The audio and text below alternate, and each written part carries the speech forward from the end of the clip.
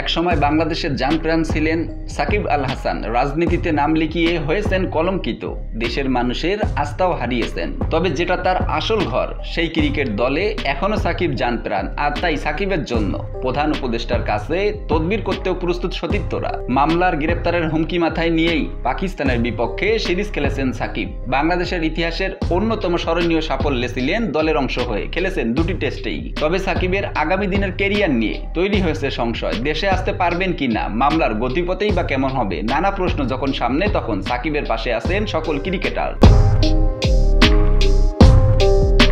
পাকিস্তান সফর শেষে দেশে ফিরে অধিনায়ক নাজমুল হোসেন শান্ত বললেন, সাকিবকে নিয়ে প্রধান উপদেষ্টা ডক্টর মোহাম্মদ ইউনূসের সাথে কথা বলবেন তিনি। পাকিস্তানকে হোয়াইট ওয়াশ করার পর প্রধান উপদেষ্টা মুঠোফোনে কথা বলেন শান্তর সাথে। তখন শান্ত দলের বাকি সদস্যদের দেখা করার জন্য আমন্ত্রণ জানান ডক্টর মোহাম্মদ ইউনূস। শান্ত আরো বলেন, প্রধান উপদেষ্টার সঙ্গে কথা হয়েছে, উনি দেখা করতে চেয়েছেন। সাকিব ভাইয়ের বিষয়টা একটা ভিন্ন বিষয়। প্রত্যেকটা ক্রিকেটার সবাই সাকিব ভাইয়ের পাশে আছি। আমরা বিষয়টা জানি, সাকিব ভাই দলের জন্য কতটা ডেডিকেটেড, খেলার জন্য কতটা পাগল, সব সময় দলের জন্য খেলার চিন্তা ভাবনা করেন।